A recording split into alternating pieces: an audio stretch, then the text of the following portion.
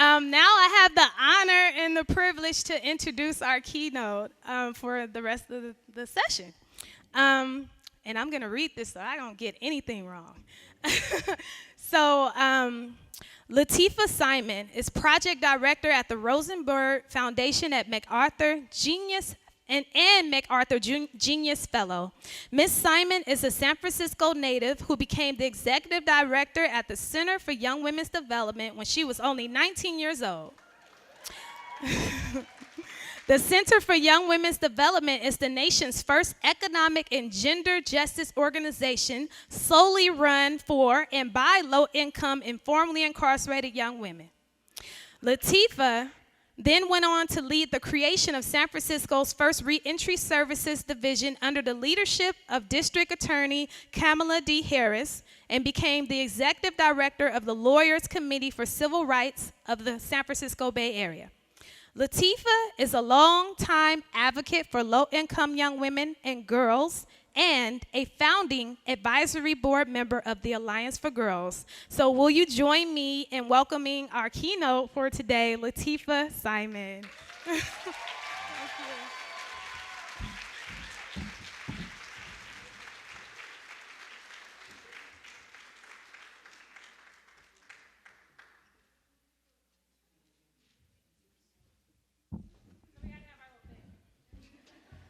She's amazing, right? She's amazing. I was standing right there, and I was like, I am getting flashbacks of myself. Not the amazing part, but just the gut focus, the myopia on young women. You have that? Of course you're amazing, but I remember. I asked my daughter today, honey, how do I look? And she said, you look like somebody's mama. I do, with the pencil skirt and the Spanx, right? And I am so proud to be here today and honored to be here today because of their sisters like you who exude so much of what we've been praying for and for what our grandmothers have been praying for. This year actually marks 20 years that I have been blessed to be in the field, in the sphere of working for young women and girls. 20 years, I'm 38. And before I begin, I have my mentors in the back, from Marlene Sanchez to the other sisters at the Center for Young Women's Development, who keep us honest every single day about what more we can do. And I actually want to talk a little bit about the work that we do. But before I go on, meaning all of us, and again, being so honored to be here today, I grew up and I was born and raised in San Francisco. What a traumatizing thing, coming from downtown in a cab up this way. It's just traumatizing in a real way, because the TL now has, for many of us, become a graveyard for our parents, right? The only spaces and places where poor young women live are in public housing or underdeveloped neighborhoods in this city. The same is true in Oakland, and the same is true in Daly City, and the same is true, and you name the city. Economic inequity is so deep and rich. We've not seen anything like this in 30 years. The dot-com boom, when I was starting out, and then it busted, and then it came back, felt different, didn't it? So we ask ourselves, how are young women who are surviving in these communities, who are the least among us, with the least amount of opportunity, but more resilience than we'll ever have in one pinky, how are they surviving? How do they get by?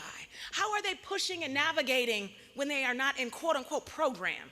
How are they moving throughout not only the violence that they are dealing with every single day in community, as you spoke of, but the state violence inflicted upon them every single day in their communities and in their schools? These sisters deserve something a lot more than even we are giving. So before I talk about what we're not doing, there's always that. I actually really want to thank every single soldier in this room who's dedicated their lives to young women and girls. And thank you for creating space and place for young women to dream and to step outside of both the sociological, the economic, the spiritual, and the historical bondage that many of us grew up in and live with. I still sometimes slip and call myself a young woman, and I forget I got a college-age daughter right now.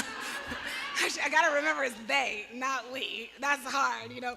I'll be in rooms and I'm like, the youth. And that was my whole identity for a really long time. And it's so hard, especially when you wear Spanx now and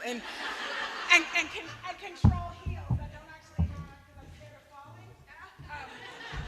See all you young sisters doing the work who you think you'll never be in those places, watch it. Now I talk about intergenerational alliances. Whereas before, I would say young people absolutely need their own space and place to develop their power. And I want to talk about that a little bit more. As I think about the 20 years that I've had as an opportunity to work in the Bay Area on behalf of young women and girls and work for young women and girls, the best thing that I've learned is to be a listener. So going back to thanking you for building space and place, I want to thank the institutions that we coexist in for allowing us to push, for allowing ourselves to work ourselves out of our jobs. Because isn't in fact that the goal? Isn't it in fact the goal that we want to create women so strong, spaces so fierce, families so inept to live without us? Institutions that are developed to create communities and strong communities. I just want to work ourselves out of our industry. An industry that is relying upon poverty. Can we just have this living room conversation?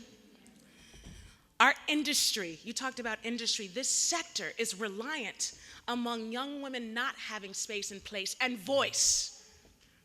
As we continue to work ourselves out of our jobs, it may take 2 to 3 generations, but in the Bay Area, if we organize in the way in which we need to organize, there will be gender-specific services in our schools. Young women and girls who've gone through the worst of the worst will have the opportunities and capacity to compete with the best. Stanford will be their playing grounds, not Tenderloin Parks where there are needles and dope pipes.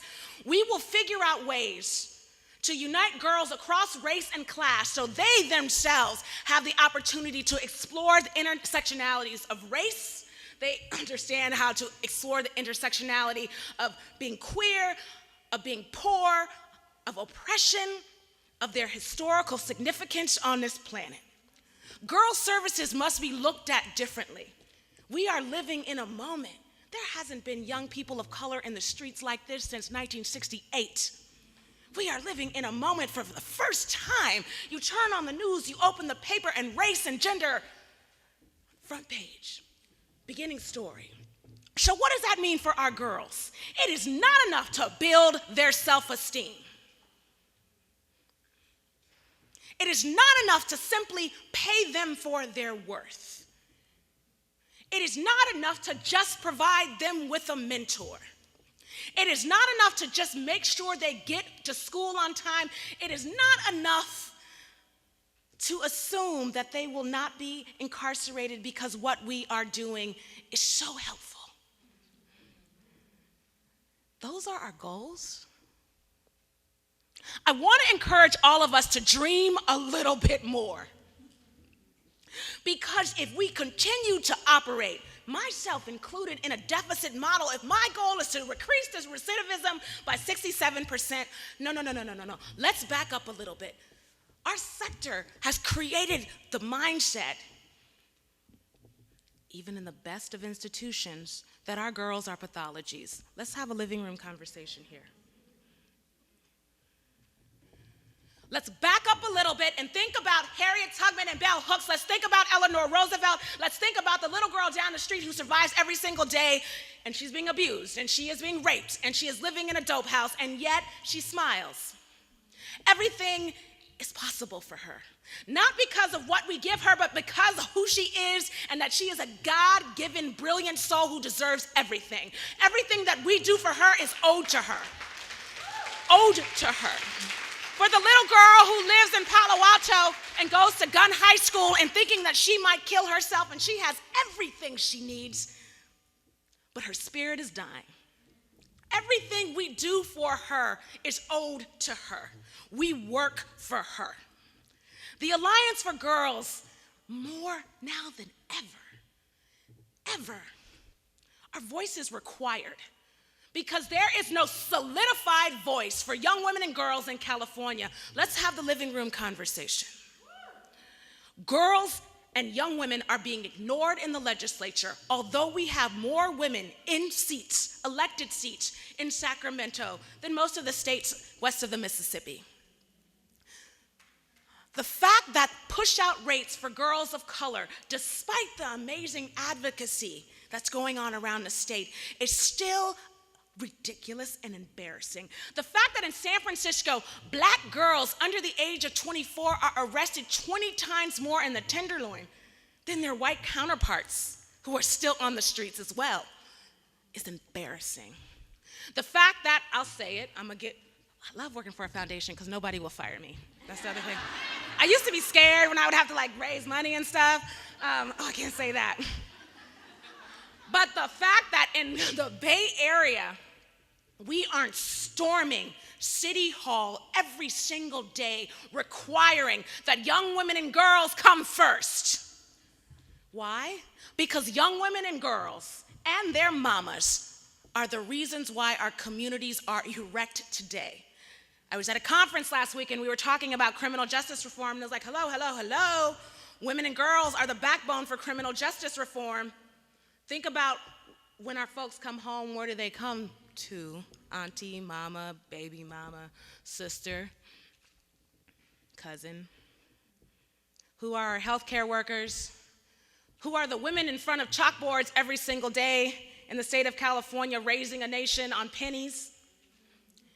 We have an opportunity to create a new vision for the plight of young women. And I want to introduce what I think some of that vision should be. And while I got the opportunity late in life, at the old age of 26, to go into university, Mills College, by the way. First of all, what is this thing we're still telling young women to go to vocational school? And in programs, we're saying college isn't for everybody. And it's mostly college-educated women telling uneducated young women that college isn't for everybody. University is for everybody. It's for everybody. It's for everybody. Would you take back your college education? Don't think about the loans right now. Don't think about the loans, because I would. Right? I'd trade them in a second. And I'm always tangential when I'm with young women and girls service providers, because what we do is so important. In my 20 years of blessings of working on behalf of this population come out, I want every single girl that we work with to have the opportunity that my baby girl had. And I was 18 years old and pregnant. And her stress, it's like, oh, Mom, I'm so stressed out. My papers, my finals. Oh my God, I'm so stressed out. She lives in the dorm. She tans. She's a little light skinned, so she tans. I was like, when I was 18, I was pregnant with you, doing outreach in the Tenderloin to other sex workers who had nothing to do but to survive, and you're so stressed out. But anyway, me and Marlene have this conversation all the time about raising this new generation of hopefully working class and middle class kids and strong girls, and what that's been like as workers in this work, and it's deep. But I have, speaking about university, when I went back to school to study public policy, I understood in all the years of working with young women and waging campaigns on system and winning campaigns and pushing forth what we believe to be true, and how, for me, that was the best youth development that I've experienced, challenging systems, understanding the powers that create oppression, understanding what we were owed as human beings on this earth, as womb carriers, as freedom fighters, understanding that young people didn't deserve, because of whom they were born to, particular conditions. I thought about talking to you all today and presenting a 3 to 5 point plan on how to get free, how to create new paradigms. But see, we already know what they are because we listen to young women. We already know what they are. And in the institutions oftentimes that we even run because of philanthropy and the competition that it creates. Now I'm in philanthropy, I get to talk about how awful it is. It's awful. And how it keeps us divided. We even begin to develop these constructs of how we can't work together. We stop listening because there are no blue ribbon studies for what Guadalupe says, who's from the mission.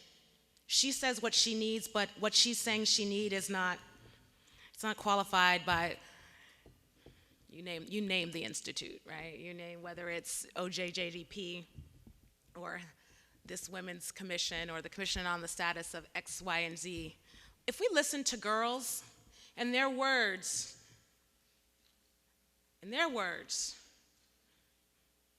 we will understand the vision for moving forward. The idea that bell hooks presented to me as a young woman leading an organization, not a fiscally sponsored organization. The Center for Young Women's Development started in 1996, including my sister Marlene.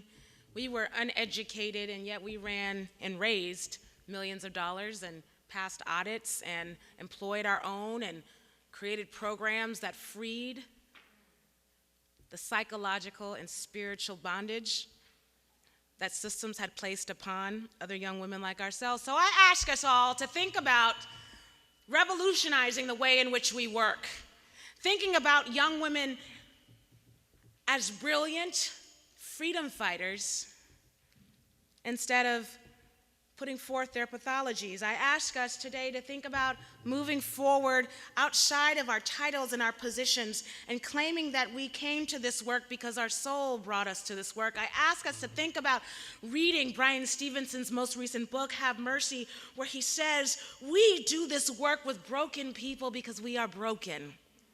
I ask us to think about not standing behind our grant applications, but behind our moral conviction to free the girls.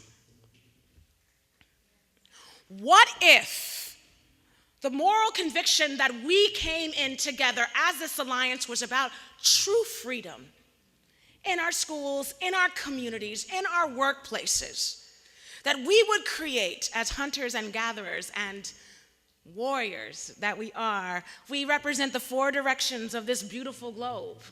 Who are we not to step in front and to wage war on the nonprofit industrial complex that puts women last? We can create in the Bay Area collaboration that not only works, but that is driven by soul and freedom. We can do it. No one at this moment is yelling at the top of the mountaintop. Imagine if all of us had bullhorns and we sung and screamed in unison.